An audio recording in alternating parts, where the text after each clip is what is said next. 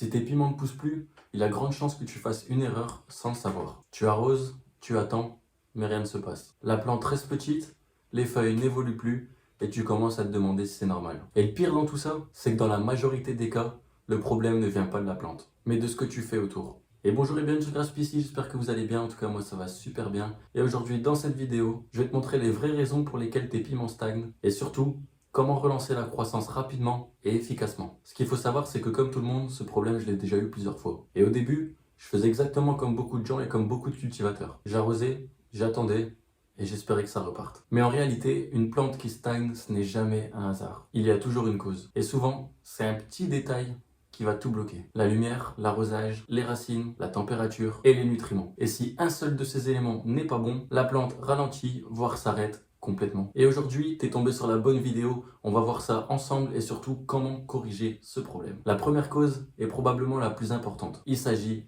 de la lumière. Les piments sont des plantes qui ont besoin de beaucoup de lumière pour pousser.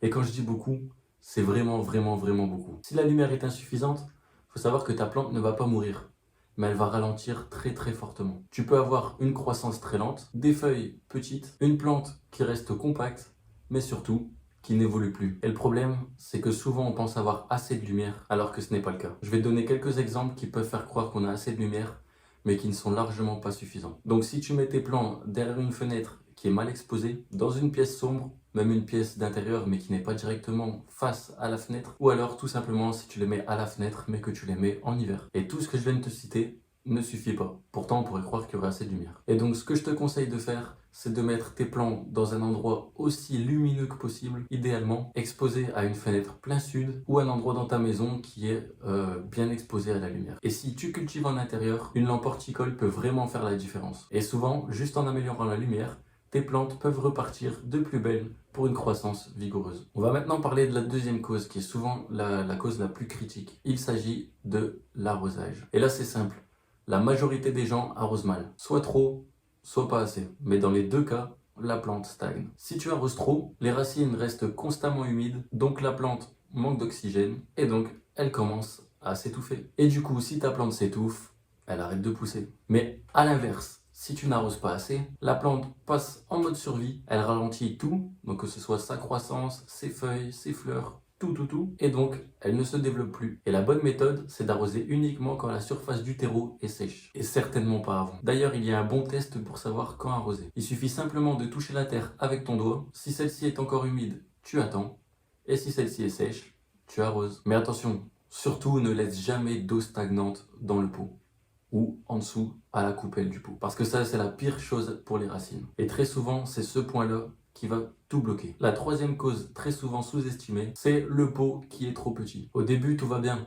Mais au bout d'un moment, les racines prennent toute la place dans le pot, commencent à tourner en rond, et là, elles n'arrivent plus à se développer, elles n'absorbent plus correctement, donc l'eau et les nutriments, et donc la plante stagne. Et même si tout le reste est parfait, elle est bloquée physiquement. Et pour identifier ce problème, on a un signe qui est très simple. Si les racines sortent du pot, ou si ta plante s'arrête complètement d'un coup, c'est souvent que le pot est trop petit. Et donc la solution, c'est de rempoter dans un pot plus grand et de rajouter du terreau neuf. Et très souvent après ça, la croissance repart rapidement. Et la quatrième cause sera la température. Les piments adorent la chaleur, et ça, c'est un point que beaucoup de gens sous-estiment. Si la température est trop basse, la plante va ralentir, voire s'arrêter complètement. En dessous de 18 degrés, la croissance devient très lente. Et si en plus de ça, il y a des variations, c'est encore pire. Et donc ce que tu peux faire pour régler ce problème, c'est éviter les pièces froides, éviter les courants d'air et garder une température stable. Ce qu'il faut savoir, c'est que plus ton environnement est stable et chaud, et plus la plante va pousser facilement. Et la dernière cause très importante également, c'est le manque de nutriments. Au début, ton terreau contient tout ce qu'il faut, mais avec le temps, les plantes utilisent ces ressources et au bout de quelques semaines, il n'y a plus assez pour pousser correctement. En résultat, on aura des feuilles plus claires, une croissance plus lente et une plante qui semble fatiguée. Et en solution, je te propose d'ajouter un engrais adapté ou de rempoter avec du terreau neuf. Mais tu devras quand même passer par la case engrais. Et souvent, tu verras une différence assez rapide. Donc, comment relancer la croissance? Si tes plants stagnent, voilà exactement ce que tu dois faire. Vérifier la lumière, corriger ton arrosage, vérifier la taille du pot, ajuster la température